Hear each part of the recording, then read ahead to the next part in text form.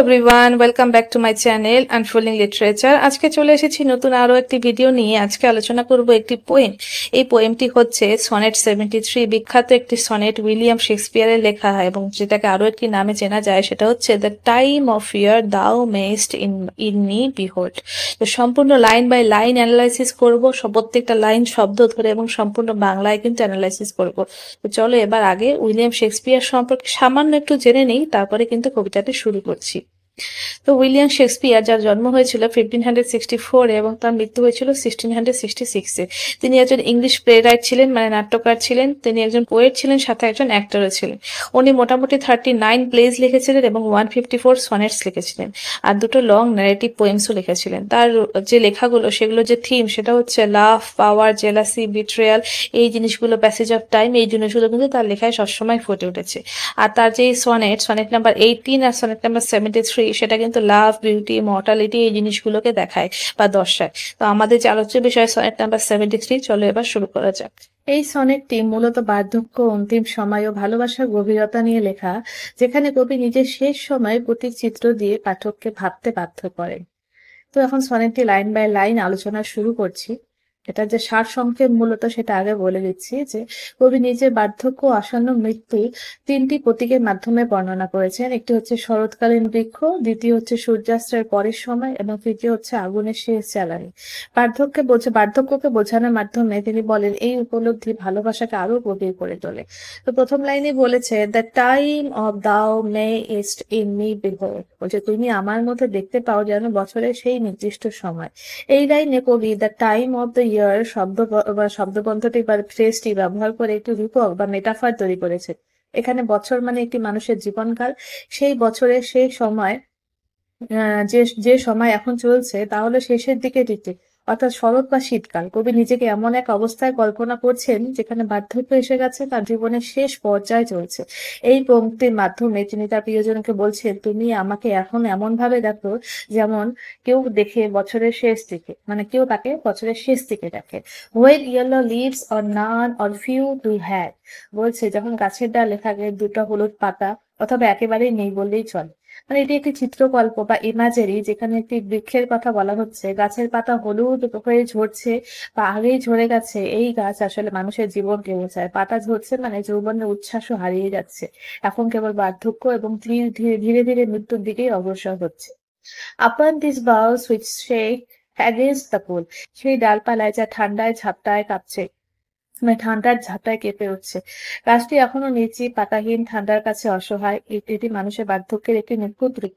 ঠান্ডা মানে এখানে নিঃসঙ্গতা, মৃত্যুর কাছাকাছি সময়কে বোঝানো হয়েছে। আর ডালপালার কাঁপা দিয়ে দেহের যে দুর্বলতা, অসহায়তা, সেটাকে বোঝানো হয়েছে। Bare ruined choirs where laid the sweet birds sang, শূন্য ধ্বংসপ্রাপ্ত স্তম্ভগুলোর মতন, যেখানে একসময় পাখিরা মধুর সঙ্গীত গাইত। এই চিত্রটি অত্যন্ত প্রতীকধ্বনি। কবি গাছের পাতাহীন ডালপালাকে তুলনা করেছেন একটি ধ্বংসপ্রাপ্ত গির্জার ভেতরের স্তম্ভের সঙ্গে, যেখানে কয়ের বা গায়ক দল গান গাইবে। এখানে পাখির গান মানে যৌবনের আনন্দকে বোঝানো হয়েছে, আর এখন সেই গানের শূন্যস্থান মানে কবির জীবন থেকে সব প্রাণ আনন্দ বিদায় নিয়েছে। এবার দ্বিতীয় স্তবক শুরু হচ্ছে। ইন মি দাও সিস্ট দ্য টুইলাইট অফ সার্সডে, তুমি আমার মধ্যে দেখতে পাও একদিনের পুতগুলি। এবার কবি বছরের পরিবর্তে একটি দিনের সঙ্গে নিজেকে তুলনা করেছেন।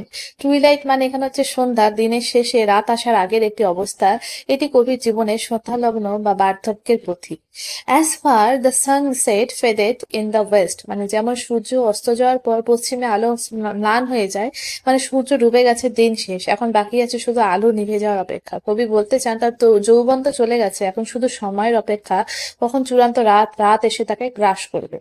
Which by which by and by black night doth take away, যেটাকে কিছুক্ষণের মধ্যে কালো রাত গ্রাস করবে। মানে রাত মানে মৃত্যু। এখানে কবি বলেন জীবনের আলো নিভে গেলে মৃত্যু তাকে গিলে ফেলবে, এটি অপরিহার্য এক পরিণতি।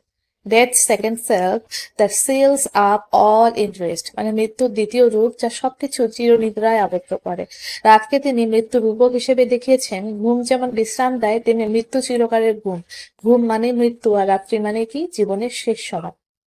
এবার দ্বিতীয় স্তবক আলোচনা করছি। এখানে আগুন ও ধ্বংসের রূপক, এটাই আলোচনা করা হয়েছে। ইন মি দাও cyst the glowing of such fire, তুমি আমার মধ্যে দেখতে পাও এক আগুনের মৃদু আলো। এবারে কবি নিজেকে তুলনা করছেন আগুনের সঙ্গে, যেটা ধীরে ধীরে নিভে যাচ্ছে। এটি তার জীবনের অবশিষ্ট জ্বলন শেষ মুহূর্তের প্রতীক। That on the ashes of his youth dot like, যেটা পড়ে আছে তার যৌবনের ছাইয়ের উপর। আগুন এখানে জ্বলছে না, শুধু ছাই হয়ে গেছে। এই ছাই তার যৌবনের স্মৃতি, অর্থাৎ যা এক সময় তাকে শক্তি দিত, এখন আর নেই। As the deathbed were on, it must expire. তো বলছে যেমন এক মৃত্যুসজ্জা যেখানে আগুন নিভে যায়, এই আগুন তার শেষ স্তরে নিভে যাওয়ার অপেক্ষায়। এটি কবির দেহ এবং জীবনকে বোঝায়, যা চূড়ান্ত নিঃশেষের দ্বার প্রান্তে।